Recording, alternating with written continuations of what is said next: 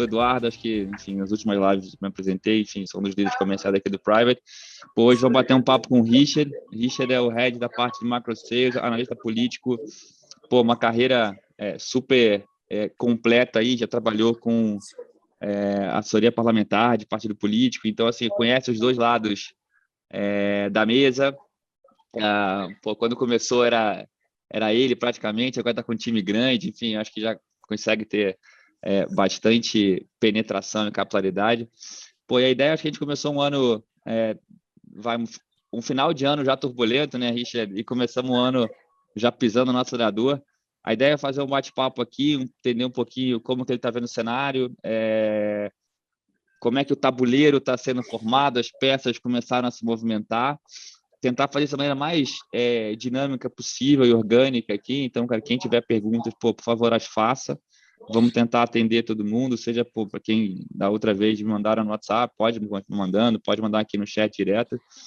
Então, Richard, de novo, super obrigado, um prazer ter você aqui. Como é que está começando esse ano eleitoral? Como é que você está vendo esse cenário, o tabuleiro começando a ser... o jogo começar a ser jogado aí? Obrigado, Edu, pelo convite. Obrigado aí quem está conectado com a gente aqui. Agora o começo oficial, né? E vou repetir o que eu estava falando no começo, extraoficial aqui, tá? Se janeiro foi o spoiler do ano, a gente vai ter trabalho, assim, volume, porque começou acelerado, assim, a primeira semana foi mais tranquila, mas depois voltaram ali as articulações políticas, todas essas coisas da eleição, e depois teve um agito também com as questões de combustível e Brasília ali da agenda do dia a dia, né? Presidente Bolsonaro falando bastante coisa, Paulo Guedes, todo mundo, então começou agitado, tá?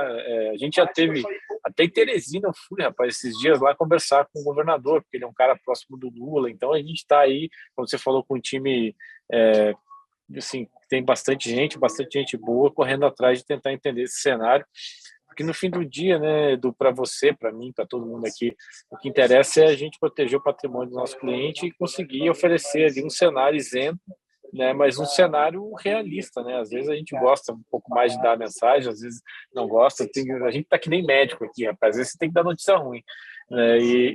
Mas tem que dar, né? Tem que ser sério, tem que ser ali bastante competente. A gente tem visto as pesquisas eleitorais, que é o grande guia de todo mundo, né? Você pode concordar, mas tem muita discussão, né, das pesquisas. Acho que é um dos assuntos, não só no Brasil, mas no mundo inteiro, de quantas pesquisas acertam e erram nos últimos anos.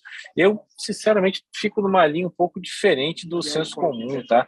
Quando você dá uma estudada mesmo, que você olha direitinho como é que são as pesquisas ali, falam muito da pesquisa do Trump, lá nos Estados Unidos, teve muitas que erraram, mas teve muitas que acertaram. A primeira eleição dele, agora a do Biden, a do Brexit também, que virou um símbolo, lá erraram as pesquisas. Foi um resultado de 0,5 ponto percentual, né? Assim, então, eu não acho que as pesquisas tenham errado tanto assim, e mesmo as que erram, e tem erro, tem pesquisa que é ruim mesmo, né? Se você olhar a trajetória, ela te conta uma história melhor do que o número final, né? Então, o que a gente tem feito aqui? A gente criou um agregador de várias pesquisas, que a gente compra lá do IPESP, que a gente produz com eles, Datafolha, o Waze Bop, que agora é IPEC, pesquisa de concorrentes nossos. A gente está assim, trabalhando com todo mundo, e a gente vai lá e dá o viés, enfim, trabalha com ela e dá um agregador para ver a trajetória. Eu acho que a trajetória dos números, ela engana menos do que o número final. Então, na trajetória, assim, é meio óbvio, chovendo molhado, dizer que o Lula está liderando, de fato está, né? A gente aqui com o IPESP, que é nosso parceiro há 3 anos e pico, quase 4 anos, faz o mesmo tipo de pergunta, com a mesma metodologia, para o mesmo recorte social, mas as respostas mudaram, né? De um ano para cá, tem tido um crescimento ali do Lula, né, nesse último período, né, relevante, né? O presidente Bolsonaro, ele caiu, depois subiu e estabilizou entre 25 e 30, que é um número relevante também, ele é bastante competitivo. Acho que o que está na mídia, não sei, assim, o que tem de análise na mídia dá uma ideia um pouco diferente da competitividade que tem o Bolsonaro, porque quando você olha na mídia parece que ele está morto e não vai competir, que não é bom de briga que ele é, né? E assim, qualquer um que tenha 25% é muito relevante no cenário eleitoral brasileiro, e é o caso do Bolsonaro. Então, acho que a eleição, para contrariar uma das teses barra esperanças, né, que a gente vê aí falando com os agentes de mercado, a eleição é sobre Lula e Bolsonaro, sabe?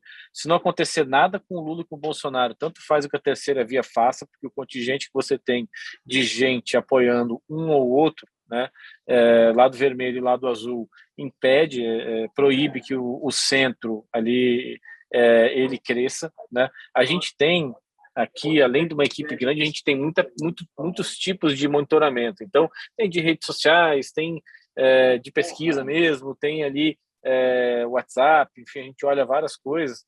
E uma das coisas que a gente faz muito é esses grupos de discussão, né? Você pega lá, bota pessoas, vai trocando renda, religião, enfim, orientação sexual, essas coisas, Porto Alegre, Recife, Goiânia, você vai espalhando pelo Brasil e vai vendo o que as pessoas falam, né? E para além do Lula e do Bolsonaro, assim, tem uma descrença na população comum, nas pessoas que não estão olhando para a política no dia a dia.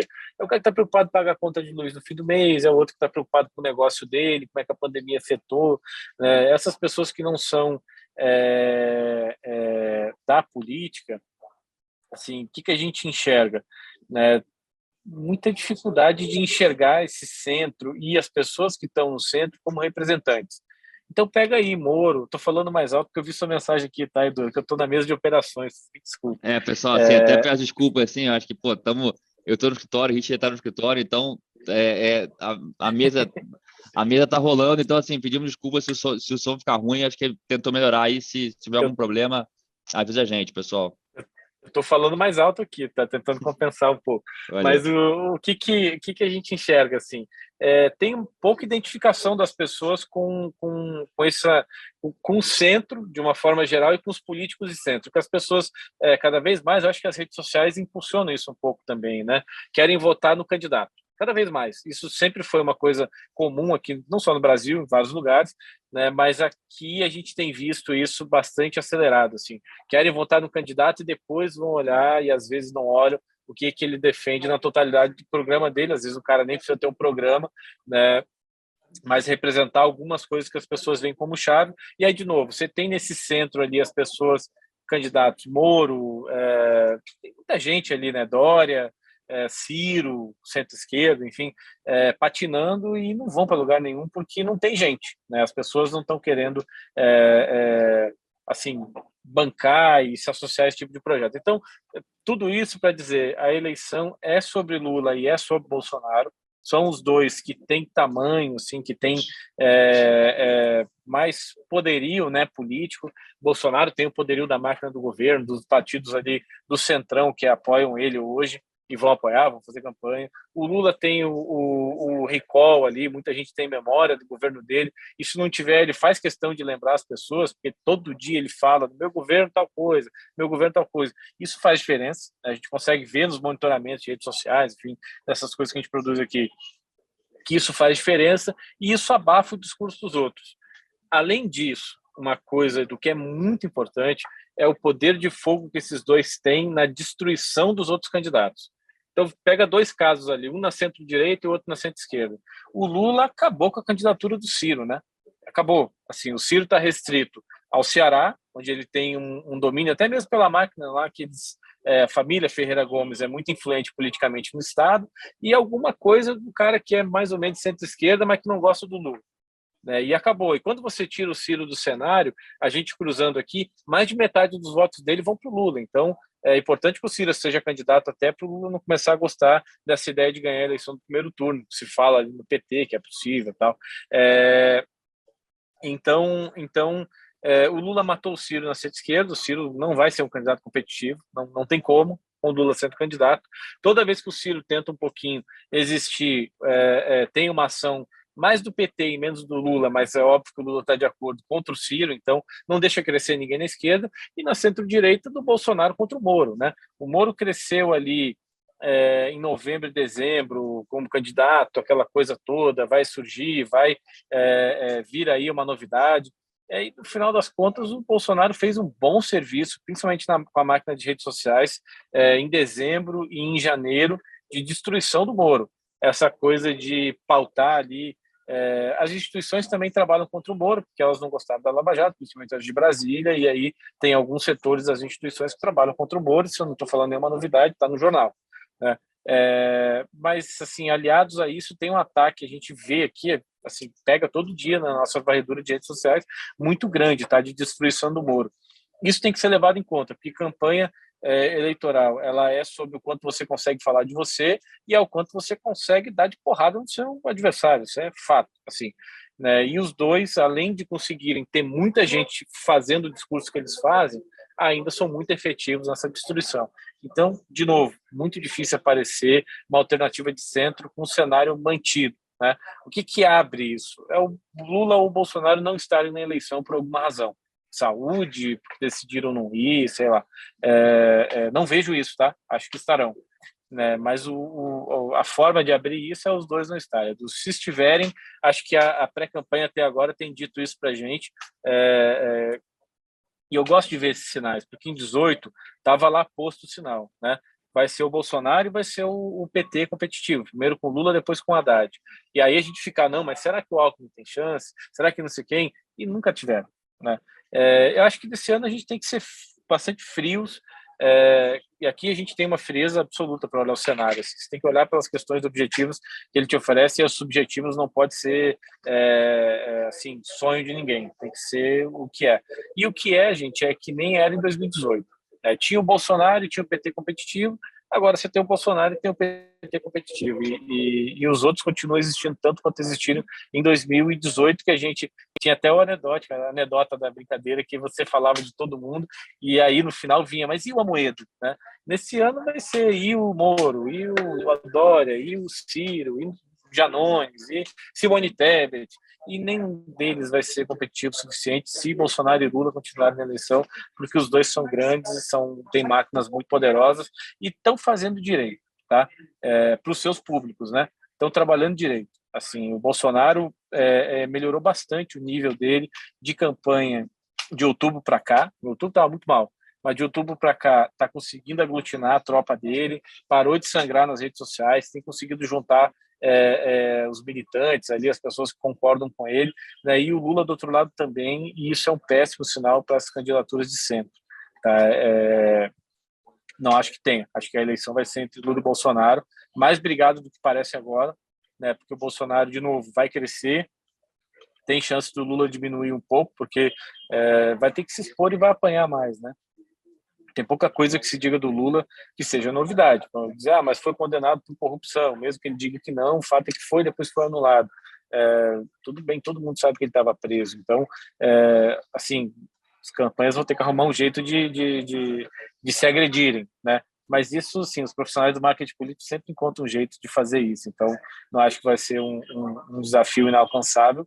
E aí tem uma chance do Lula diminuir um pouco, né? Entregar um pouco desses votos que agora estão ali com ele, porque ele está quieto, está falando pouco, né? E tem uma chance do Bolsonaro crescer um pouco mais, porque o governo é muito forte, vai ter algumas coisas para mostrar, vai se alavancar nas obras do Tarcísio, né? Vai colocar a culpa de várias coisas na pandemia, então vai ter, assim, acho que vai ser mais disputado do que parece, tá? Perfeito. Richard, você está falando do Bolsonaro nessa melhorada que ele deu no trato com a base, no trato com o centrão político, enfim. Mas, bem ou mal, os números ainda não refletem essa melhora, né? A gente está vivendo num cenário super desafiador do ponto de vista econômico, né? Assim, seja nível de pobreza, desemprego alto. O quanto você acha que tem de espaço para o Bolsonaro ligar a impressora de dinheiro, né, e tentar fazer fluir mais dinheiro para chegar na base da pirâmide, que a gente sabe que a base da pirâmide é bastante sensível a esse tipo de coisa, né? E o quanto que isso pode ser um fator chave nessa dinâmica? Acho que para a dinâmica eleitoral, Edu, isso é menos relevante nesse momento do que para a dinâmica fiscal, tá? Para o fiscal isso é um perigo, e é um perigo relevante, porque assim, a gente já está com uma situação de endividamento e teto de gastos, tudo isso muito frágeis, né? Com perspectiva de vir um governo que tem uma possibilidade real de vir um governo do Lula, que com certeza não vai manter teto de gastos e coisas assim, porque já disse, né, não é que a gente está imaginando. O Lula falou essas coisas e ele tem mentido muito pouco no que se refere às questões econômicas. Ele está falando a verdade, está dizendo que não vai deixar o teto. Não dá para depois deixar. Né? Ele vai fazendo compromissos na campanha que, assim, prendem ele a isso, né? A depois realizar parte dessas coisas. Então, essa perspectiva de agora, você tem aí o governo falando sobre subsídio de combustíveis ou zerar a arrecadação de combustíveis, que é um problema porque você bateu ano passado no controle do gasto, que era o teto. Você aumentou o teto, né? Então você vai gastar mais, abriu espaço para gastar mais.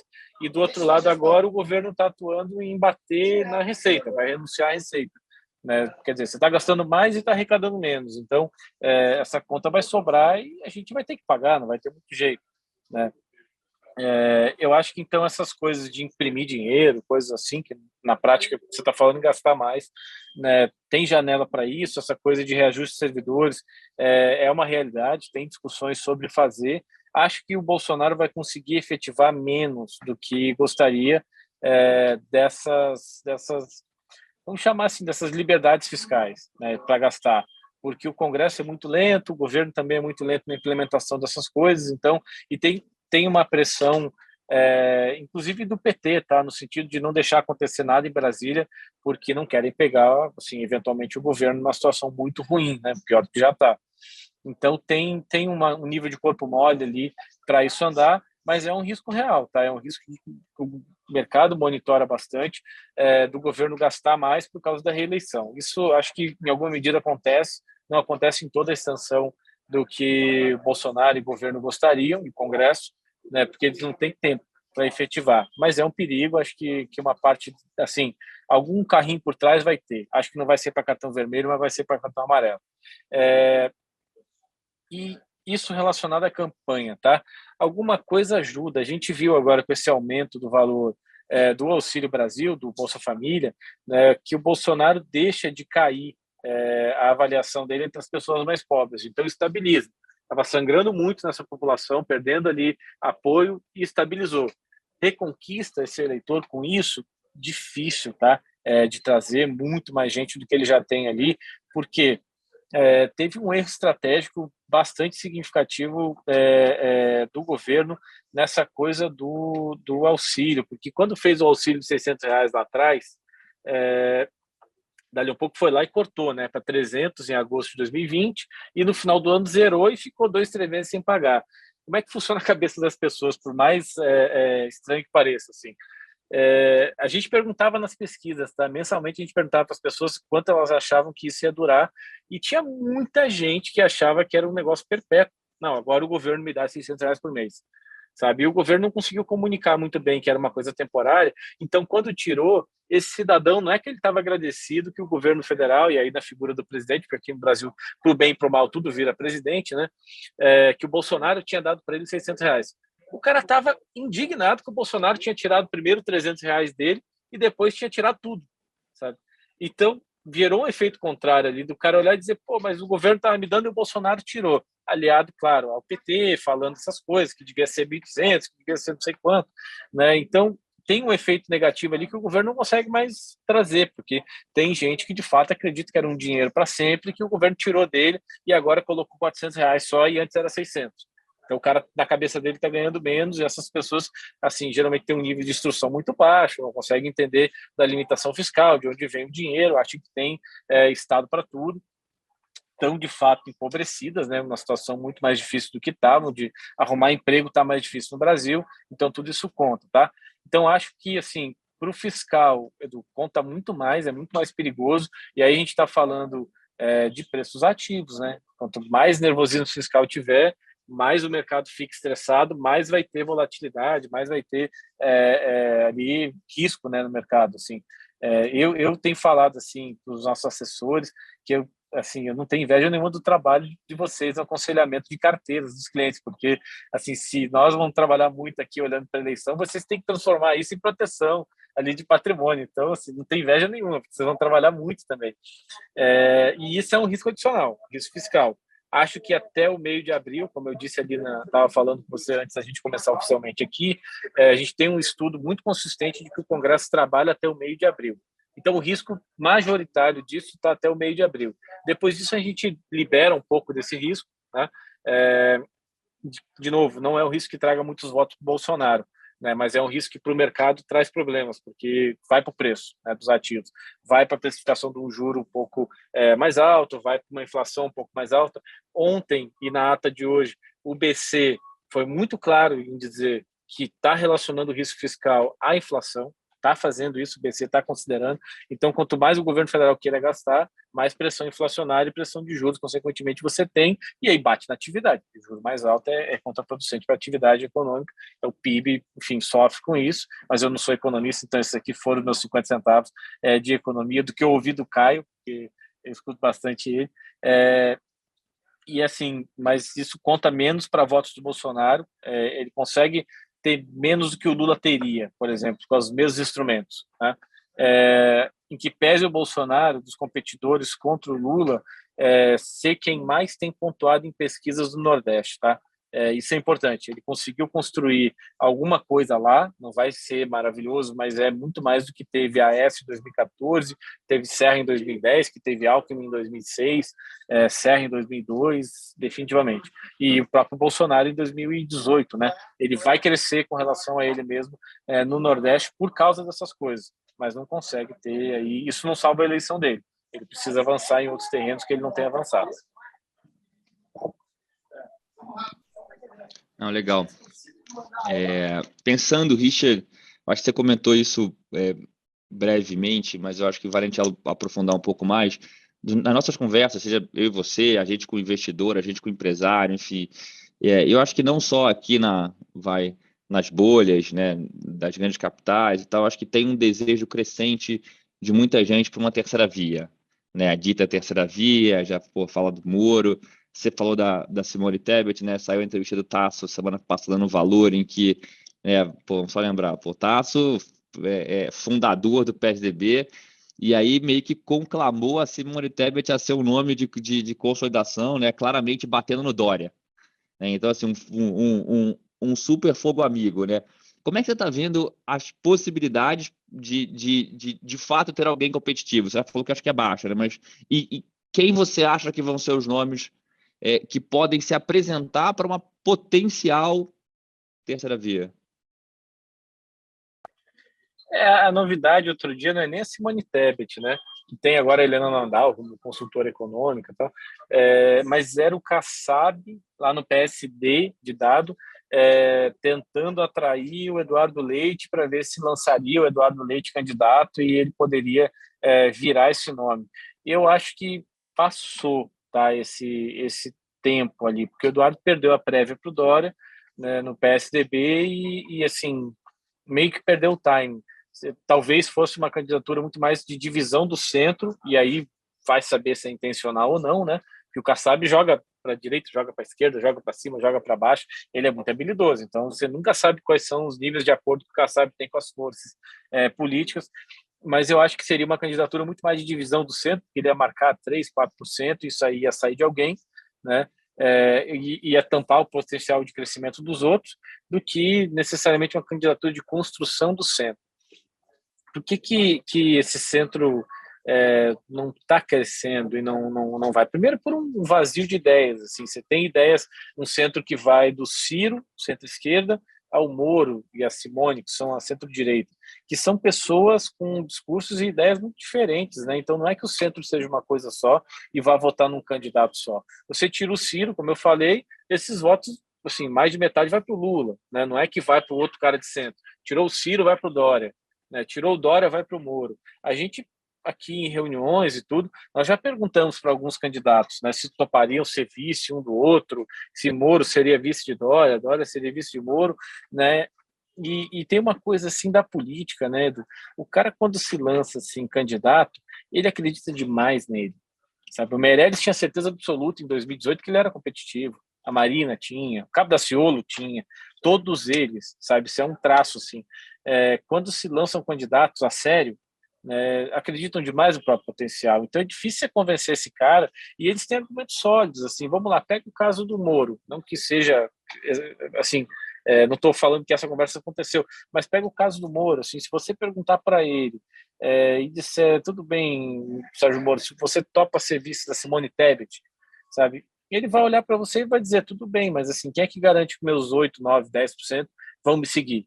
Né? E não vai, uma parte disso vai para o Bolsonaro, uma parte disso vai para branco e nulo, e no final das contas ele levou 3% com a candidatura, sabe? Então, essa soma ela não existe, né? De, saiu daqui e vai para lá, porque esse eleitor de centro, ele existe, que é uma alternativa, mas não é que topa qualquer alternativa de centro. Então, e esse nome não existe, né? Assim, pega lá, o Fernando Henrique, por exemplo, em 94, não era um candidato da direita. Né? Você tinha outros candidatos que eram candidatos da centro-direita, que é o papel que o Bolsonaro ocupa um pouco mais à direita e talvez o Moro ocupe à direita. O Fernando Henrique era um candidato de centro, em alguns assuntos centro-esquerda, de comportamento, em assuntos econômicos de centro-direita. Tinha ali os economistas que até hoje estão aí como expoentes de economistas liberais, né? Com exceção do Paulo Guedes. E ganhou como candidato de centro, mas ele tinha o que dizer. Ele tinha o Plano Real, depois em 98 ele tinha o que dizer de novo, mostrou o governo dele, né, e nunca quis posicionar muito à direita. Né? Sempre foi um cara de centro, mas é importante porque ele tinha o que dizer. Né? E o fato é que esses candidatos de centro até agora não têm o que dizer. O Ciro continua falando a mesma coisa da eleição de 2018, só que piorado. Você acha que isso vai para algum lugar? Não vai, assim, não é o João Santana botar ele dirigindo um caminhão que vai trazer voto de caminhoneiro para ele, sabe, assim, precisa avançar em discurso, e eles não avançam, assim, o Moro, que é o outro mais competitivo ali de centro, porque, assim, de centro-centro é o Moro, depois centro-esquerda é o Ciro, né? O Moro não consegue avançar num discurso com consistência quando se afasta um pouquinho do que ele é muito natural, que é combate à corrupção. Não consegue, sabe? Você fala do discurso econômico, ele patina.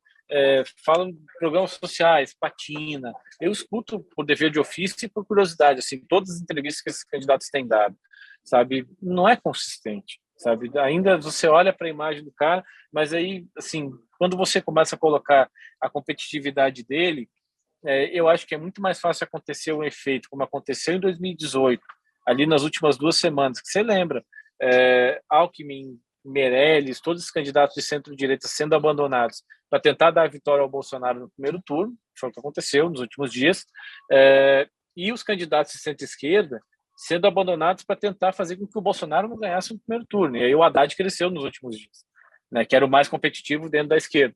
E eu acho que é muito mais fácil acontecer isso do que acontecer de um candidato de centro conseguir o apoio, a não ser que o Bolsonaro colapsasse. Mas isso, assim, eu sou muito cético e até hoje a realidade tem me dado razão do fato do Bolsonaro colapsar, tá, Edu? Eu não acredito que ele vá nunca para baixo de 20%. O Bolsonaro tem eleitores muito fiéis, muito, muito, muito, muito, porque ele representa, assim, evangélicos, por exemplo. A gente em dezembro e janeiro, nós gastamos um tempo pesquisando e fazendo grupo de discussão e falando com institutos que são especializados em eleitores evangélicos, público evangélico, mas eleitores evangélicos, consumidores evangélicos, para tentar entender quais são os botões ali de reação, né? Cara, tem 10% do voto do Bolsonaro, dos 20 e pico que ele tem, que são evangélicos, que estão com ele, evangélicos e cristãos de uma maneira geral, mas principalmente evangélicos, tá? Que estão com ele porque o Bolsonaro defende a família contra o comunismo. Aí quando você vai perguntar qual é o tipo de defesa e o que é o comunismo, o cara não sabe dizer. Ele não consegue, sabe, elaborar.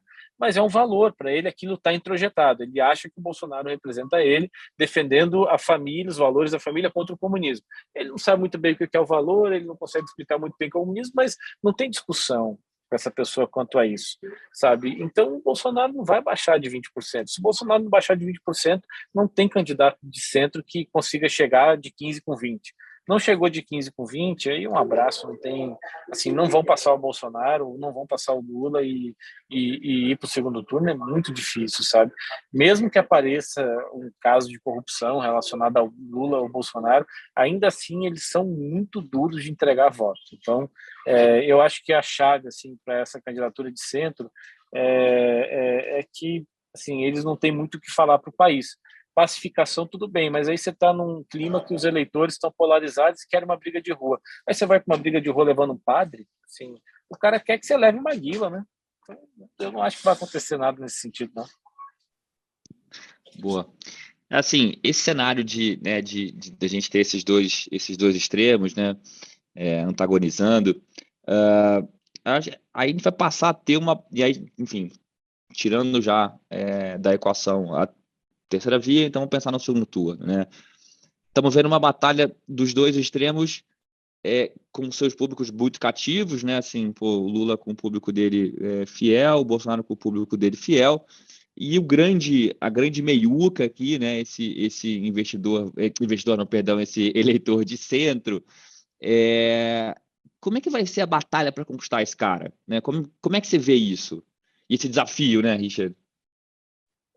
Essa pergunta é boa pra caramba, porque fala dos próximos passos da coisa toda, né? Você tem ali, o Lula já deu um sinal muito claro, é o Alckmin, né, na vice, isso vai acontecer, vai ser o Alckmin. A gente tá dizendo isso faz tempo, assim, vai ser o Alckmin, porque o Lula já entendeu que ele tem que dar esse passo para o centro, mesmo que o Alckmin não traga voto, é um símbolo que ele tem. Dali um pouco ele aparece com economistas, dali um pouco ele aparece com alguma coisa para tentar caminhar para o centro. Ele vai deixar o PT falando de uma maneira mais radical, que para ele é bom, né? Agora ele está falando um pouco mais radical também, mas daqui a pouco ele vai suavizar, porque ele está lendo do mesmo jeito que está todo mundo lendo, sabe? Ele vai caminhar um pouquinho para o centro, o máximo que ele possa, né? No tipo de discurso. E do outro lado, o Bolsonaro também, assim, vai falar das realizações do governo, vai tentar fazer algum tipo de discurso mais focado em dizer que o governo trabalhou para ter vacina, porque tem muita crítica nesse sentido a ele, né? Que o governo não queria comprar vacina, essas coisas que estão no debate público. Assim, ele vai dizer que está todo mundo vacinado por causa do governo, é uma verdade. Quer dizer, o governo federal comprou vacinas, não é porque necessariamente quis ou não queria comprar, mas comprou porque isso é o governo federal que compra, até porque as empresas de vacina não iam vender para governos estaduais, só vendiam para governos nacionais, né? Se tinha uma escassez de vacina, então o cara não ia negociar separadamente no varejo, né? Só tinha venda no atacado para estados nacionais, então o Brasil comprou porque só podia o governo federal comprar mesmo. Mas, assim, ele vai fazer propaganda, tá certo, né? Vai andar, isso que saiu até na mídia, foi sábado ou domingo, alguma coisa do tipo, que tem auxiliares do Bolsonaro recomendando que ele tome a vacina, por exemplo, e diga que se vacinou porque agora ele era o capitão do navio e ele foi o último a tomar a vacina. Aquela história. Pode ser daqui 2, 3 meses, pode ser lá na campanha. E não, agora já está todo mundo tomou a primeira, segunda, terceira dose, vacinaram as crianças. Eu tinha minhas dúvidas, mas fui convencido, vi que os números diminuíram mesmo e vou tomar vacina aqui porque eu queria ser o último a ser vacinado, eu tenho compromisso com o país. Sabe? Esse tipo de discurso ele pode fazer, porque o Bolsonaro ele pode dar twist ali no discurso dele e o público dele aceita, né? A militância mais ali aguerrida do Bolsonaro, não importa o que ele faça, assim, vai defender como a do Lula faz também e vão sair reproduzindo o discurso e aplaudindo. Eu vi lá, rapaz, o Bolsonaro no dia 7 de setembro foi derrotado, né? Porque ele queria ter dado uma paulada no STF, queria ter assim, saído com mais força do que saiu no 7 de setembro. E acabou que o Temer foi lá no dia 8, 9, para dizer, Bolsonaro, deu ruim, né, assim, manda os caminhoneiros para casa, porque se tiver greve de caminhoneiro é contra vocês. A economia vai sofrer e quem sofre é o presidente, né? E ele entendeu e teve que correr para fazer. Deu uns 10 dias ali de confusão, dali um pouco a gente começou a ver nas redes sociais o pessoal dele dizendo Bolsonaro é um estrategista, ele conseguiu o que queria. Não conseguiu nada, né?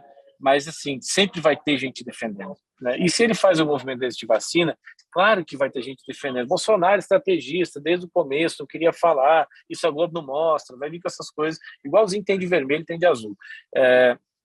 E aí, assim, a gente vê o Bolsonaro deixando e coisas do governo vazando nesse sentido, de tentar construir um caminho para o centro nesse tipo de discurso.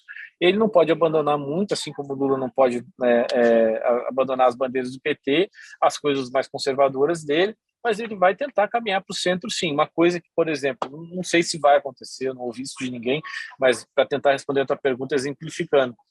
Se ele amanhã diz, Paulo Guedes foi muito bem, vai ficar na campanha comigo, mas não vai ser o meu ministro vai ser o Campos Neto. Pô, isso dá uma animada no mercado, né? Assim, as pessoas começam a olhar e dizem, não, peraí, que aí Bolsonaro refez o compromisso dele. E o Paulo Guedes tem todos os méritos do mundo, mas também tem muitos defeitos, e em Brasília ele está muito desgastado. Então, se for o ministro no segundo governo do Bolsonaro, vai ser difícil, né, ele conseguir aprovar coisas no Congresso, porque a imagem está desgastada, não adianta. Brasília, assim, a máquina é de moer gente. Depois você está moído, você está moído. Né? O fato é sempre fato. E esse é um. Assim, mas se o Bolsonaro faz um movimento desse, não, pô, sei lá, o Armínio jamais aceitaria, mas o Armínio, o Marcos Lisboa, pô, dá de novo um diálogo com ele, lança de novo novas pontes, né? Para o investidor nacional, para o investidor estrangeiro, para o centro, para formadores de opinião. Então, assim, tem espaço, e eu acho que os passos estão sendo dados, até porque eu acho que em corrupção os dois não conseguem dizer muita coisa. Sabe, o Bolsonaro fica com o discurso de que não teve corrupção em nenhum dia do meu governo, que, assim, sei lá se é verdade, se não é, mas ele fala. Mas esse discurso o Moro vai ter muito mais primazia de fazer. O problema é que esse discurso a gente mediu em pesquisas até hoje. A gente media, essa é boa de falar, rapaz. A gente media isso, Edu, em abril de 2018, quando o Joaquim Barbosa quis ser candidato. A gente foi olhar e vai dizer, pô, o cara tem uma boa história, né? Porque veio do nada, era faxineiro, estudou com muito esforço, virou ministro do STF, julgou o mensalão, prendeu o Zé Disseu, todo mundo lá naquela época, né?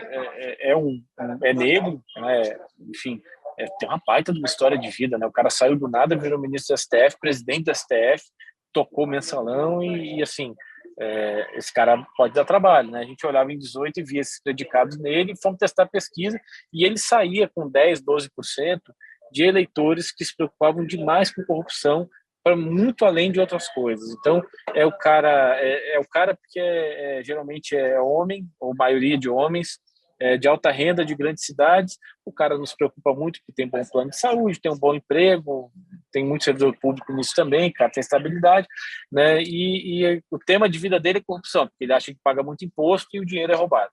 Né? E esse cara vota em alguém que fale de corrupção. Esse voto o Moro vai levar, mas aí que tá, 10, 12%. A gente já viu ele pegando uma boa parte agora, tá? Quando ele lançou a candidatura, que é o voto que hoje chamam de lavajatista, mas não é lavajatista, né? É o cara que tem isso como um valor para ele.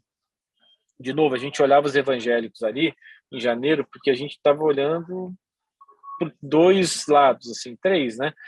Esses 10% do Bolsonaro, que a gente descobriu olhando e fazendo pesquisa, né, trabalhando ali nesses dados, mas esses evangélicos e cristãos em geral já votaram no Lula, né, em 2003 uma parte, em 2006 uma parte maior, em 2010 votaram na Dilma, 2014 menos. E a gente queria testar também se Moro teria espaço, ele até está fazendo um discurso um pouco mais voltado para esse público, agora, tentando ser ali, se colocar, porque honestidade, assim, combate à corrupção um valor cristão também, né? Então a gente queria olhar se o Moro tinha entrada, mas não tem muita não. O voto dele é anticorrupção, né? Nesse ponto, Bolsonaro e Lula não tem muito o que dizer, mas de andar para o centro, acho que os dois já entenderam que tem que andar. O Lula conseguiu avançar um pouco mais rápido, puxou essa carta do Alckmin, né? E não que o Alckmin vá de novo trazer uma avalanche de votos, mas para formador de opinião, para essas coisas, conta, né? E o Bolsonaro está tentando andar, seja com as coligações que tem, né? Que são os partidos do Centrão, que não é o centro da sociedade, mas ajuda a dar uma moderada na imagem dele, seja porque está fazendo essas coisas ali de considerar tomar vacina, enfim, para tentar desbloquear novos discursos, né? E antídoto também, porque senão o pessoal vai ficar batendo nele demais com essa história de vacina. Eu acho que os auxiliares que aconselham ele nesse sentido têm razão, porque no mínimo você tira o discurso dos outros ali, então dá uma salvada. Mas é nesse sentido que eles estão andando, tá? Bolsonaro menos no tema econômico do que andava para o centro em 2018, mas ainda anda nesse tema, assim, ele ainda tem bastante relevância. Tentando traçar, então, né, um passo a passo, né, que, falamos de possibilidades de primeiro turno, falando desse desafio, né, da conquista do centro, do eleitor mediano, né, mais moderado, no eventual segundo turno. Dando um passo para frente, Richard, né, o que esperar de um Lula 2, né, Lula 3, na verdade, ou de um Bolsonaro 2, né? A gente viu o Bolsonaro perdendo muita governabilidade esses últimos meses, né? ele começou, vamos rememorar, né? Vamos tentar revisitar aqui. Ele começou o governo dele falando bastante de uma agenda de reformas, né? Por previdência fiscal tributária, e aí, enfim, aí veio pandemia, aí acho que tudo ficou um pouco mais complexo. Mas, então, enfim, o que você espera do Bolsonaro 2? Você tocou num ponto muito sensível que eu acho que é importante sempre a gente falar, Edu, porque tem que repor um pouco da verdade nas coisas, né? O que parece hoje no debate público, o Bolsonaro não fez muita coisa porque não quis, ou porque não estava afim, ou porque estava de férias, estava andando de moto, e não foi bem assim, né? Você teve a maior pandemia global aí, que você tem notícia desde da febre lá, enfim, é, pô, foi brabo, né? Todos os estados nacionais tiveram que gastar pra caramba. Assim, o Trump perdeu a eleição por causa disso, estava ganha a eleição dele em 2020. Né? Você teve mudança de governo na Alemanha, o Macron tá lá remando para sobreviver.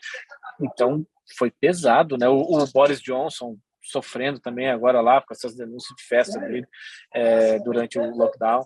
Pô, foi brabo, você colocou o mundo em lockdown, né? Depois não tinha remédio, não tinha vacina. O Bolsonaro ainda foi criativo, falou algumas coisas. Pô, assim, foi brabo, né? E o Congresso disfuncional, os deputados em casa, senadores em casa. Então você estava num mundo disfuncional, não ia aprovar reforma, sabe? Não tinha como, assim. E também tem uma coisa que, quando você é presidente, você tem que considerar. A gente aqui no começo de 2019 fazia pesquisa e perguntava para as pessoas o que você acha da pauta de privatizações, o que você acha de reforma da Previdência. Cara, tudo maravilhoso, né? Ah, sou a favor, tem que vender mesmo, tem que fazer previdência, tem que cortar gasto. Cara, quando veio o Covid, que os empresários queriam uma ajuda do Estado, porque parou, né, a economia. O cara não sabia como ia pagar a folha no outro mês. Os trabalhadores nem se fala, o cara formal e informal não sabiam se ia receber, né? Não tinha mais fonte de renda. Pô, todo mundo precisou do Estado, então se deslocou um pouco o eixo dessa discussão. Né? As pessoas, não só no Brasil, tá? No mundo inteiro, né, precisam e gostam um pouquinho mais de Estado agora do que gostavam 2 anos atrás. Desculpa, porque é normal, né? Assim, você querer um estado menor quando você não estava precisando e agora você está precisando, pô, calma lá, vamos olhar de novo isso. Então mudou um pouco o eixo dessa coisa toda e é óbvio que o Bolsonaro não ia conseguir ser muito diferente nesse sentido. Então, não é que eu, assim, depois propôs reformas muito ruins, né? Essa reforma do IR, mesmo lá, era um fiasco, ainda bem que não foi aprovado no Senado, porque era uma reforma muito ruim, aquela do imposto de renda, né? Que era em tese tributária, mas era um fiasco, ainda bem que não foi, né? Mas, assim, então não é que não fez reformas porque não quis, eu acho que você tocou num ponto sensível. A gente teve uma pandemia, e está tendo ainda, que bate no meio de qualquer presidente, e o Bolsonaro não foi diferente. O que esperar do Bolsonaro? Essa situação toda deixou um legado ali, desde o Rodrigo Maia, né? De uma Câmara, principalmente, um Congresso, mas principalmente uma Câmara muito forte. E aí o Bolsonaro, assim, tem pouco domínio, né? Antes tinha mais domínio, antes dessas RP9, dessas emendas de relator. Isso é escandaloso, assim, vai ter que ter em algum momento uma pactuação, né? Porque senão o Estado brasileiro vai investir via Congresso. Né? E o Congresso gosta muito de asfaltar rua, de fazer quadra de esporte, mas investimento estratégico não é muito do Congresso, não dá voto, né? Assim, fazer transposição de São Francisco dá muito voto para presidente, dá muito negócio, mas o cara que é deputado do Amazonas não está nem aí para isso. Né? Então você pulveriza o recurso de investimento, isso é uma loucura, assim. Do ponto de vista estratégico, o país é horroroso. Mas essa é a demonstração de como o Bolsonaro não tem mais domínio, né, do Congresso. O Congresso vai lá, define quanto quer gastar e ponto final. Né? É dentro do teto, tem todos os disclaimers ali possíveis, mas o fato é que o Congresso hoje escolhe o que fazer. Né? Eu não acho que o Bolsonaro vai conseguir mudar muito para um segundo mandato. O que dá para imaginar? Assim? Teria que contrariar muito o que dizia no passado, hoje já contraria de alguma forma, mas teria que fazer mais, que é lotear ministério, sabe? Você vai ter que trocar diminuir esses recursos dessas emendas, você só consegue trocar se você der ministério hoje. Assim, criou um labirinto, né, para essa história. Ia ter que contrariar, ia ter que lotear muito mais o governo para poder recobrar algum poder político, né? Acho que a agenda do Bolsonaro mudaria pouco, né, economicamente. Acho que no primeiro ano de governo você sempre tem, aqui a gente tem um roteiro aqui no Brasil, né? Primeiro ano de governo você faz um ajuste mais forte, aí no segundo ano tem eleição municipal, você gasta um pouquinho mais na primeira metade do ano, na segunda você não faz muita coisa porque não pode, por causa da lei eleitoral, no terceiro ano você prepara para gastar muito na segunda metade do terceiro e no quarto ano, que é o ano da eleição. Então não tem muito assim segredo, é o roteiro de todos. O Fernando Henrique ao Bolsonaro, né? Todos fizeram isso.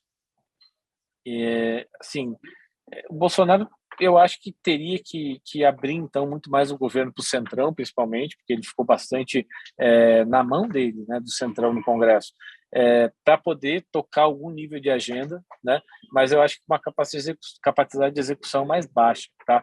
Concretizar, conseguir fazer isso virar as agendas, as intenções virarem uma agenda e depois fazer isso ser aprovado no Congresso, acho que ele teria muito problema, né? Do ponto de vista das instituições, essa briga dele com o STF pode escalar, porque aí o Bolsonaro não é mais candidato à reeleição, né? E o STF também assim, não vai aceitar calado, já mostrou que não vai aceitar calado se tiver ataques para lá. Tem 11 ministros ali que dão qualquer tipo de decisão monocrática e não existe revisão, isso é uma coisa que é uma discrepância completa, né? Que no final das contas você não tem uma do Suprema Corte, tem 11, né? O cara dá a decisão monocrática e o plenário vai julgar só se ele quiser, né? Só se ele liberar o voto, então é um problema isso, né? Em alguns casos pode revogar via presidência do STF, mas não são todos. Então isso é ruim, eu acho que essa briga Bolsonaro e STF, ela poderia ser reativada em alguns momentos, né? Para o mercado isso é ruim, né? Porque isso causa uma instabilidade. Então acho que o Bolsonaro seria mais ou menos por aí, tá? Meio refém do Congresso, com uma agenda parecida com o que tem hoje. Hoje não, hoje que a agenda é ruim, mas é o ano da reeleição. A agenda parecida com a origem do governo, né? Mas ali meio com problemas de votar no Congresso, né? O Congresso cada vez mais vocal e o Congresso é gastar mais dinheiro, não tem jeito, né? É difícil o Congresso reformista. O pessoal acha que o Congresso é reformista, mas não é. É sempre o Executivo. O Executivo dá a agenda. Ponto. Né? O Bolsonaro votou as coisas que votou. O Temer nem se fala, votou coisa pra caramba, né? No sentido muito contrário do que tinha a Dilma. Né? E a Dilma estava muito fraca e o Congresso ditou a agenda, e a agenda do Eduardo Cunha era bomba fiscal que era gasto, para desgastar o governo e fazer o impeachment. Né? Mas a Dilma, quando tinha força política, votou. Toda aquela maluquice do governo Dilma foi votada e aprovada pelo Congresso. Em 2012, o Congresso votou tudo que o governo queria. Não teve nada ali que foi decreto, que a Dilma foi lá e imaginou e fez sozinha. Brasília foi envolvida nisso. Né? Toda a agenda, isso era o argumento do impeachment, inclusive, toda a agenda fiscal que foi aprovada, sim, teve a participação do Congresso, o Congresso avalizou, né, e depois o Congresso foi lá e tirou a Dilma. E, sim, então do Bolsonaro acho que isso, tá? Ia ter mais dificuldade com a política e nem se fala com a justiça. Do Lula, acho que arruma um pouco essa coisa da política, não é ninguém também que vai ser muito mais poderoso, mas por ser um governo novo, consegue pautar um pouco mais o Congresso. O problema é que pauta com uma agenda do Lula, né? Assim, que não necessariamente é a agenda do PT, acho que a agenda do PT vai ser mais radical do que a agenda do Lula. Né? A gente vai assustar, aí o mercado vai assustar nos próximos 2 meses, porque o Lula vai falar pouco e o PT vai falar muito, daqui a pouco esse negócio se equilibra e o Lula diz, não, peraí, isso aqui é a opinião do PT, isso aqui é o que nós vamos fazer, que eu falei com os partidos que estão me apoiando, e a gente tem que dar uma suavizada. Então, acho que vai por aí. Ele consegue organizar um pouco mais o Congresso, né? Pelo menos para não ter tanta briga, o Congresso diminuir um pouco de tamanho, o Executivo dá uma equilibrada, o Judiciário nem se fala, boa parte do fato do Lula poder ser candidato foi o movimento do Judiciário, né? Para rever as decisões da Lava Jato, então nem se fala que a relação ali, ela... Claro que, assim, uma vez que você vira presidente, você e seu partido vão para baixo da lâmpada, assim foi com o Temer. Né? O Temer era o queridinho de todo mundo, que era o cara do impeachment, virou presidente e o judiciário foi para cima dele. Janot, aquela coisa toda, todo mundo lembra, né? Assim, com Lula presidente não vai ser diferente, o judiciário vai para cima do PT de novo, né, e dos aliados. Mas eu acho que não imediatamente. Então você pode ter ali uns 6 meses de mais tranquilidade um pouco, aquela coisa do Lula de ficar dizendo que vai pacificar o país, vai arrumar tudo, não sei o quê, e depois, assim, mas eu acho que executa pouco, tá, também, de política que o governo queira fazer.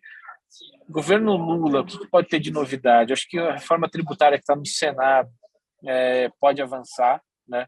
Ela, para a gente aqui, ela diminui o imposto de renda das empresas e taxa de dividendos, né? Você sabe que o pobre não tem sorte, né, Edu? Enquanto eu estava no serviço público, rapaz, não sabia que era dividendo, né? Aí vim para cá para XP, empresa pequena, aí você faz a aposta da vida, a empresa cresce, e aí pô, vai taxar dividendo na minha vez, cara, se o Lula ganhar. Logo agora, né, Richard? Logo Pô, agora, né? Mas pobre não tem sorte, cara, não adianta. E eu acho que o Lula avança para essa agenda, porque tem que pagar os programas sociais do outro lado. Claro que uma coisa não compensa 100% a outra, né? Mas acho que avança sim, tá? Nessa agenda de dividendos. Eu nunca fui, você sabe disso, quantos anos a gente fala, né, Edu? Nunca fui ali muito confiante que essa agenda poderia passar com o Temer e com o Bolsonaro. Acho que com o Lula passa, tá? Ele consegue aprovar isso, porque vai pedir ali nos 100 dias de governo, o Congresso dá essa força para ele. É muito difícil o Congresso ficar na frente, até porque ele vai distribuir ministério, vai fazer aquela coisa toda que o PT sempre fez. Então, acho que com o Lula avança esse tipo de reforma tributária. O teto de gastos vai levar uma paulada.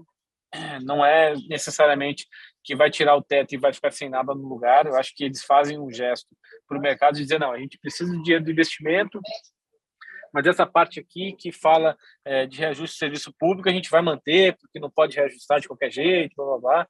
E até porque a pressão para reajuste do serviço público dos sindicatos vai ser muito grande, né, em cima deles. Então, eles vão querer manter algum nível de regra fiscal para isso. Tem que ver o quanto o mercado compra disso. Não sei se vai comprar a totalidade dessa conversa, mas alguma parte vai comprar, né, desde que possa fazer conta e diga, não vai explodir a dívida então beleza. Mas vai bater no teto. Né? Não acho que tem reversão do Banco Central, não é o que a gente está ouvindo lá da turma do Lula, sabe? Campos Neto ser demitido, coisas assim, acho muito improvável. Tá? Vai continuar Campos Neto, o Banco Central vai continuar do jeito que está independente. Outro gesto que ele vai fazer para o mercado, vai dizer, pô, não mexi aí, vocês vão poder botar os juros onde vocês quiserem, deixa eu fazer minha política fiscal aqui e botar uma inflaçãozinha para poder financiar meu programa social, né? E acho que vai por essa linha, tá? Não tem nada muito maravilhoso assim ali na esquina, né, para gente que é brasileiro. Agora, o Arthur lá da Fishman, da XP Advisor, ele tem uma frase que eu acho que é muito boa, porque tem uma divisão assim, Edu. O Richard, pai de família, com filho de 9 meses, que vai educar no Brasil, que vai morar aqui, para mim esse cenário não é bom, né? Porque você tem o governo do Bolsonaro, o governo do Lula, que não vão ser capazes de realizar grandes coisas nos próximos 4 anos, assim. Não tem, assim, ninguém vai ficar muito loiro do olho azul e começar a falar de dinamarquês, não tem esse cenário posto para a gente. É mais fácil a gente ter aquele cenário mais normal de Brasilzão. Você avança numa área, na outra tem retrocesso, aí tem um caso de corrupção, aí dali um pouco tem outro negócio, uma briga com o STF, com a Câmara, ou com o Senado, ou com o Executivo, e, enfim, lá na nave vai, né? A coisa vai avançando, né? Mas para o investidor, assim, a pessoa que tem conta, que quer proteger patrimônio, assim, o juro vai estar mais alto, né? Então, você mata um pouco desse mercado novo que estava surgindo de crédito, de empresas, enfim, na economia real, porque você tinha que fazer alguma coisa com o dinheiro. Mas, do outro lado, para o investidor, assim, você volta para um cenário que a gente já conhece bem aqui no Brasil. Então, tem retrocessos e tem ganhos do outro lado. É mais saber que ponta da corda você vai ficar nessa história toda. Assim, mas, isso, assim, a mensagem pessoal é uma mensagem, pô, Brasil, aluno nota 5, né, cara, de novo. Mas do outro a lado, assim, mediocridade vamos impera, né? Total. A Zeina que falava muito isso, né? O aluno que estuda para tirar a média, às vezes erra ali, pô, por 0,10 não passa, mas normalmente bate a média, né? A gente aqui tem essa coisa, não é Venezuela e Argentina que radicalizou demais para um lado ou para outro da política e acaba que aí vai o país, enfim, vai para o saco, né? Aqui a gente tem uns buffers importantes assim de não radicalização. A Dilma radicalizou num programa e caiu.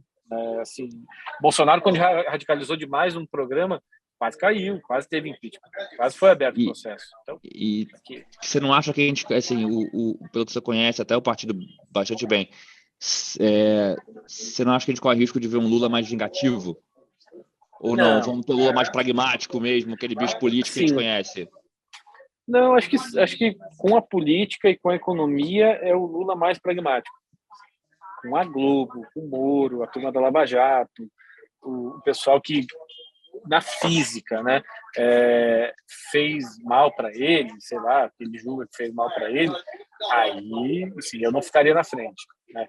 Mas, assim, para a gente, vai se vingar do mercado via economia, assim, porque mercado vai botar o dólar em 10, 15 reais e aí vai ter inflação e aí ele não consegue fazer mais nada, sabe?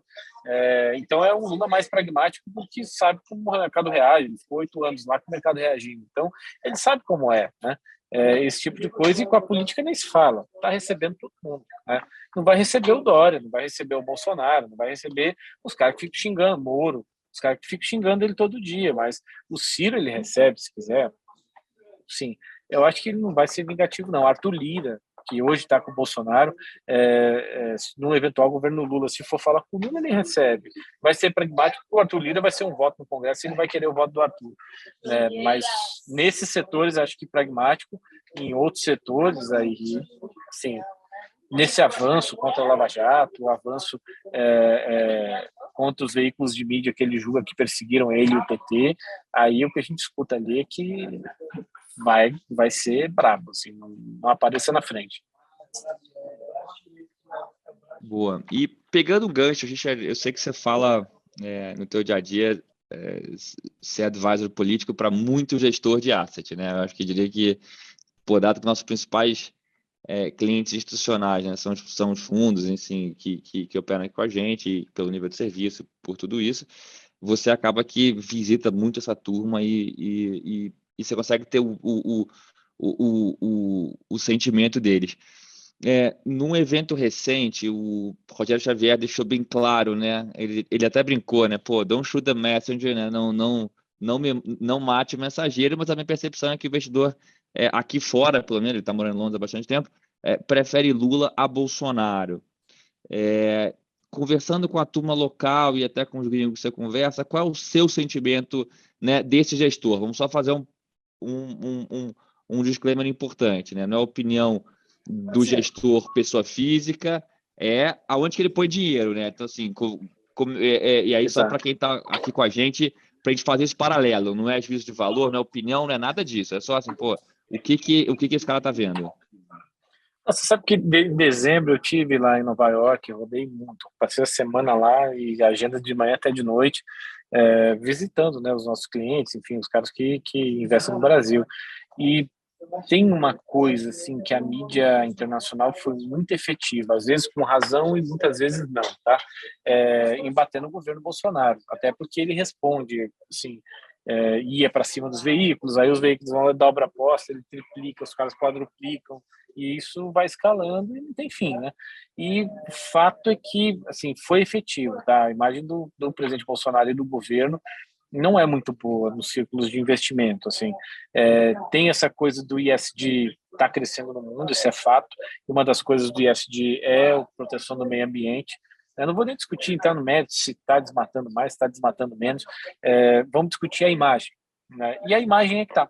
Então, assim... Tem uma narrativa muito bem contada aí que se é certo ou se é errado a gente não sabe, mas está funcionando, né? Tanto faz ser verdade. Tem no estágio de coisas, das coisas, principalmente na política e mídia, que você chega, e tanto faz o que é verdade e o que não é, sabe? Pesquisa eleitoral, muda completamente o assunto. Você não gosta do Datafolha, mas vai acontecer quando o Datafolha sair em agosto e vai mexer mercado, sabe? Se o Lula subir, Lula descer, Bolsonaro subir, Bolsonaro descer, o Moro bater 20%, vai mexer mercado. Então, tanto faz se é verdade ou se não é. São os fatos da realidade, assim, as coisas que acontecem, que são verdade ou não são, mas que mexem com a realidade, né? E essa coisa do meio ambiente do Bolsonaro é um fato da realidade. Sim, com razão ou sem razão, o fato é que está consolidado que o governo Bolsonaro está nem aí para a Amazônia, está desmatando, está matando índio, enfim, todas essas coisas se falam, né? E isso ficou assim muito enraizado, né? Lá fora, os investidores olham isso para caramba, olham mais do que a gente olha aqui dentro, até no Brasil, né? Isso é uma coisa importante assim para decidir investimento ou não investimento, ou desinvestimento, né? Que aconteceu também em alguns momentos. E aí, assim, tem uma preferência, tem óbvio uma preferência também por terceira via, né? Principalmente terceiras vias que tenho ali economistas que eles veem como referência, né, de política liberal, mas dentro da possibilidade entre Lula e Bolsonaro, assim, é até estranho falar isso, mas eu concordo com o Xavier, eu acho que ele está muito, muito bem atualizado. O que eu vi é que tem uma preferência pelo Lula, sim, porque o Lula vai lá fazer esse carnaval, vou, por exemplo, para a Amazônia, vou não sei o quê, né?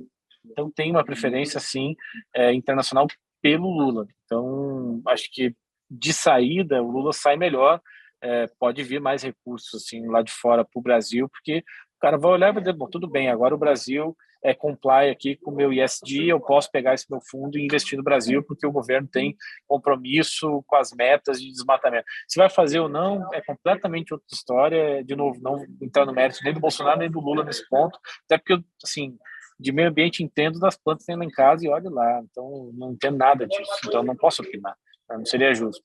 Mas o fato é que dentro das coisas que levam o estrangeiro a investir no Brasil, essa é uma bem importante.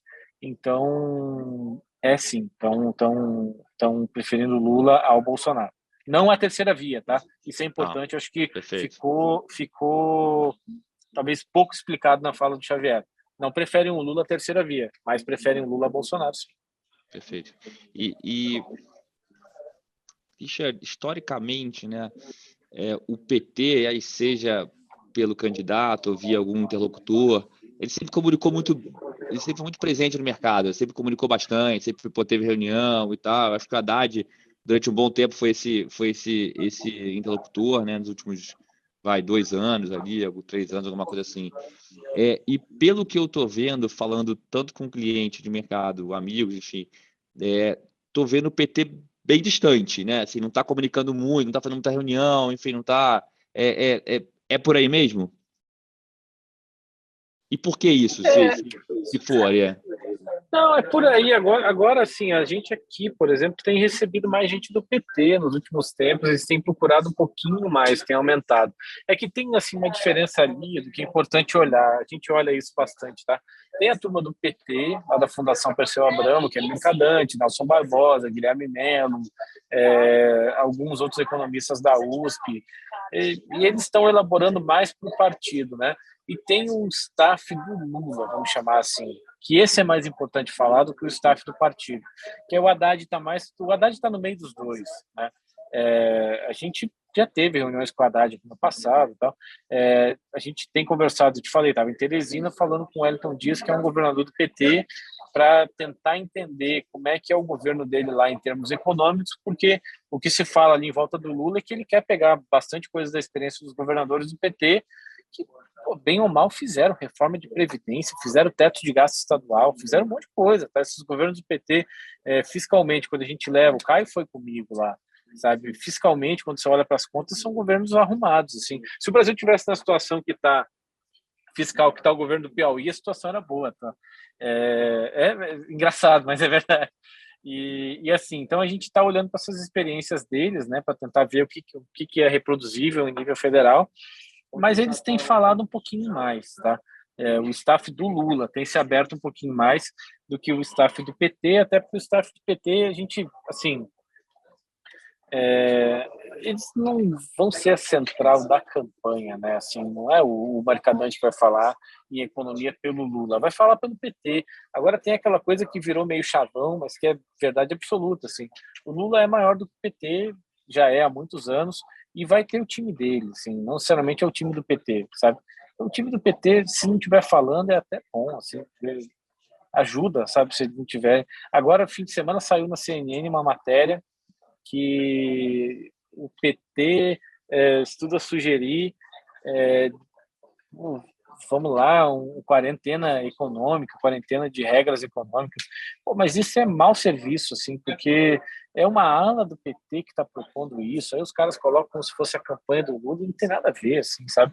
A gente está olhando muito mais para o que o pessoal do Lula fala do que o pessoal do PT. O pessoal do PT fala relevante porque é o partido do Lula, mas não é o Lula que está falando, então isso serve menos, tá? Mas a turma do Lula tem procurado falar um pouquinho mais, só que todo mundo morre de medo de falar de economia, né? Porque ninguém sabe que linha que ele vai adotar no final e o quanto mais moderado que o PT ele vai optar a ser. Porque tem também essas coisas, né? Ele está, assim, em tese, se a gente levar as pesquisas ao pé da letra, ele está ganhando a eleição sem precisar falar nada de economia até agora. Ele vai adiar o máximo que ele possa, né? E Não vai se aí, expor, né? não precisa. Para quê? Sim, então ele vai esperar, vai enrolar, vai, assim, lá no limite, quando ele tiver com a coligação dele toda formada, ele vai olhar para esses partidos aí de centro-esquerda, de centro, até os de direita que estão querendo apoiar ele, vai dizer, tudo bem. Então, o que eu falo? Alckmin, né? O que a gente vai falar de economia? Aí que vai começar a valer falar de verdade e escutar de verdade a campanha. Até lá, assim, você escuta porque tem que escutar, mas não vale como o governo vai ser assim, a campanha vai ser assim. Eu não levo assim, não, tá? Acho que é com dois pés atrás que a gente escuta o que o PT tem produzido em termos econômicos. E quando é que você falou agora? Então, acho que assim, o ano legislativo ele começa a esfriar mesmo em abril, maio, é isso? E quando é que você acha que vai estar valendo mesmo a eleição? E aí vai ser aquele pega para capar que a gente conhece? De junho para frente, de junho para frente. Assim, tem estágios, né? Daqui até abril, você está resolvendo essa coisa das federações e troca de partidos, não sei o quê. Então, até o comecinho de abril, que é o prazo de filiações, fica meio confuso. Fica assim, vai, não vai, né? Tem ataque aqui, ataque acolá, mas ninguém está gastando muito ainda. É como se fosse um cronograma físico-financeiro, né? Você vai gastando mais dinheiro ao longo do tempo e quanto mais perto da eleição, mais dinheiro e mais energia os partidos vão gastando. Como é que isso muda? A partir de abril, a campanha vai para um outro nível, começa a virar uma pré-campanha mais robusta de todos, tá? Isso serve para todos. Uma pré-campanha mais robusta, e aí você tem até junho, quando começam as convenções, que terminam em julho, no final de julho, mas junho e julho tem convenções. Então você começa a dar contorno mais definido para o que os partidos vão fazer. Ali aumenta mais um grau, né? E aí agosto é full campanha. Assim, mas eu acho que no final de maio, começo de junho, já começa a ficar muito mais claro qual é a temperatura da campanha para em agosto todo mundo botar tudo para a rua e virar um pandemônio. Isso que a gente nem falou do imponderável, né? Aqui cai avião, tem facada. Isso aqui Então isso que eu ia brincar, né? Assim, pô, candidato das desmaia em minhas últimas debate. perguntas, né? Assim, pô, 2018 teve a facada, 2014 Eduardo Campos caiu o avião, enfim. Então, pô, vamos só pensar dentro do que a gente sabe que não sabe, né? Dentro das quatro linhas, como fala o presidente Bolsonaro, né? Exatamente. Cara, mas aqui é surpreendente, assim, a gente tá preparado já para um ano bem pesado. Não tem nem Copa, né? Antes tinha a Copa do Mundo ali de junho para julho que dava uma descansada, assim. Vai ser Pelo menos dezembro, né? vai ser em dezembro, rapaz. É um azar danado. Tô te falando, pô, não tem sorte não, cara. Cara, só para não passar em branco aqui, a gente tem uma pergunta. Por que as pesquisas não refletem o público presente nas aparições públicas do Lula e do Bolsonaro? Elas não refletem ou refletem mesmo, Richard? Acho que não, e nem é para isso, porque, assim, vai militante, né? Pesquisa não é para militante, pesquisa é para população. Assim, o cara que não é identificado com nada, você tem lá, e vamos lá, assim, você tem um país de 210 milhões de pessoas, sei lá, vai sair o número oficial, mas 160 milhões de eleitores, né? Sim, o Bolsonaro vai e bota 2 milhões, não, nem bota, mas bota 2 milhões de pessoas na Paulista, assim, isso representa quanto, né?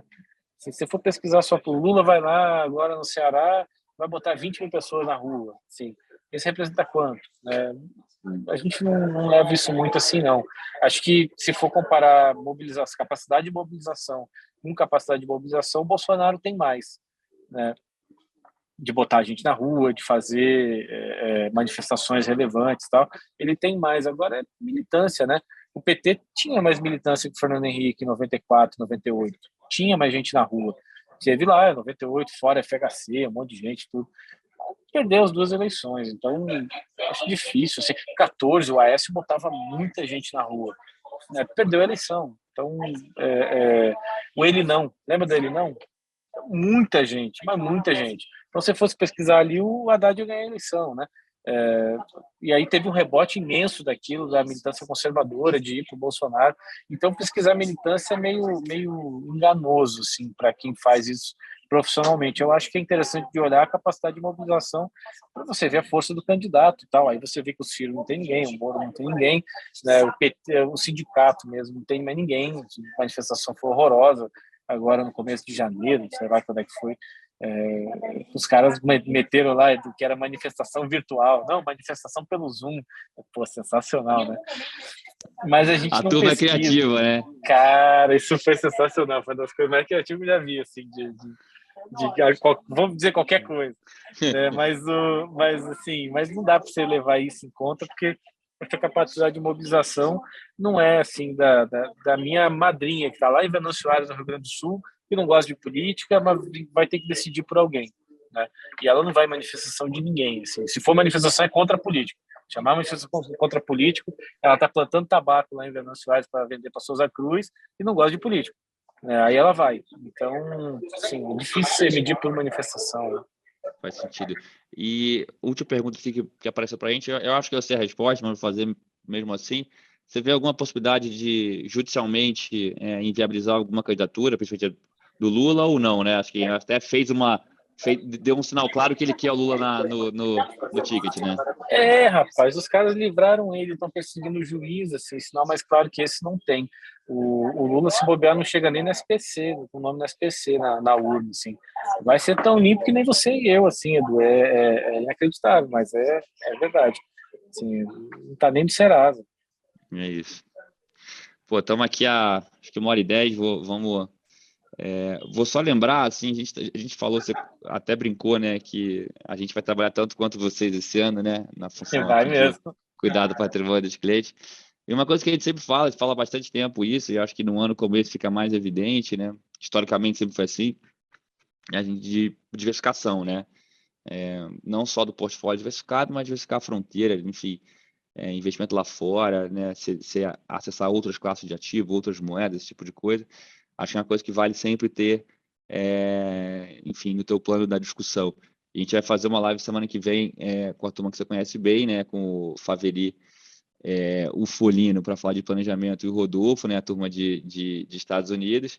Então, assim, falar sobre investimento offshore e planejamento, né, e como é que você constrói isso, principalmente num ano como esse, é super importante. Então, já fica o convite para todo mundo. Richard, te agradeço bastante. Deixo com você para você encerrar seu comentário de conclusão aí. Te agradeço bastante. Espero que da próxima, acho que dê uma acalmada de Covid, a gente possa fazer um café da manhã, um almoço para cliente aqui de novo, que é sempre bom, né? Pô, seria ótimo, né? Já tá bom de Zoom já. A gente já fez bastante, já deu, né? sempre é muito legal porque você consegue falar e conversar, mas já deu, né? Assim, o misto acho que é o melhor. Mas, pô, você falou do Folino, rapaz. O Folino é um dos caras que mais entende de reforma tributária que eu já vi, assim. A gente, na reforma tributária aqui, pedia socorro para ele direto. Ele sabe muito, então usa bastante mesmo, assim, ele é muito bom. Usaremos sem moderação. Faveri, Rodolfo nem se fala, né? Rodolfo é craque, Faveri também. E vai ter evento de vocês, viu? Assim, primeiro é reforçar isso, de dizer, olha, a gente aqui na XP fala algumas coisas até meio chocantes, assim, depois eu vou ver, falei isso. Mas falei, assim, eu lembro que em 18 a gente dizia, meu time e eu, a gente dizia ali no começo da eleição, não descartem o Bolsonaro, que ele é bom de briga e esse cara tem apoio, né? A gente olhava para o Alckmin e dizia, bom, o Alckmin pode crescer, porque é o cara de São Paulo, se tiver 30% dos votos de São Paulo, nacionalmente ele é relevante, então vamos esperar para olhar se isso vai para algum lugar. Depois não foi, mas a gente não descartava o Bolsonaro e não descartava o PT. Eu lembro que em 18 muita gente dizia, não, o PT não existe mais, se ferrou na eleição municipal, agora não vai para lugar nenhum na eleição nacional, e não é bem assim, né? Essas coisas não têm tanta relação. E agora eu digo a mesma coisa, eu digo, olha, a gente aqui com bastante frieza e bastante objetividade, que eu acho que o mercado precisa dessas coisas, são importantes para qualquer análise, né, de dizer, olha, Lula e Bolsonaro, os dois vêm aí muito mais fortes do que os outros, então a turma de centro não tem muita chance, né?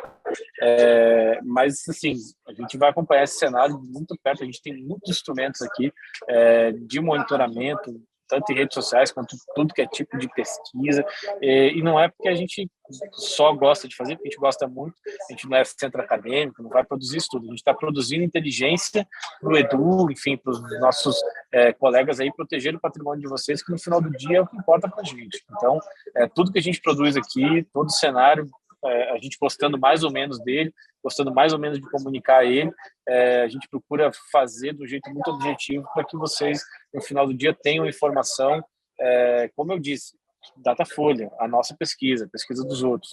Ela pode estar certa, ela pode estar errada, mas ela vai mexer no mercado quando sair, vai ter impacto na realidade. Então, às vezes a gente gosta ou não gosta de uma coisa, mas a gente tem que olhar tudo, porque tudo vai fazer diferença esse ano. E a gente aqui está nesse tipo de trabalho, está fazendo isso assim, para passar sempre para o nosso cliente final, mas principalmente para os nossos colegas aqui, né, e para todo mundo poder trabalhar, para os nossos clientes aqui, como a Edu falou, do institucional, os economistas, gestores de fundos e bancos, Brasil, fora, a gente passa o cenário que a gente tem na casa aqui, e a gente tem acertado bastante, tá? Defendendo o trabalho do meu time aqui, a gente tem acertado bastante nos últimos anos, então o histórico é a nosso favor, assim.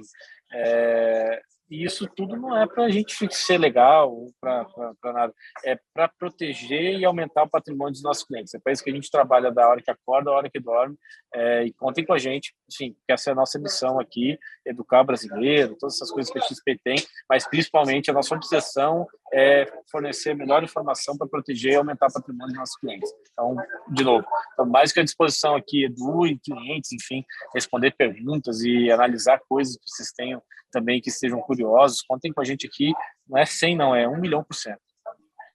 É isso aí, estamos sempre à disposição, e o que eu brinco, eu já falei isso com você, com o Paulinho já, eu falei, cara, a gente às vezes toma paulada de cliente que fala que a gente é bolsonarista, depois que a gente é petista, aí eu falo pro Richard, essa é a maior tranquilidade que eu tenho de que o trabalho de vocês está sendo isento e sem viés, né? A gente apanha dos dois lados igualmente. Você apanha bem, viu? Os caras batem forte. A pancada é forte.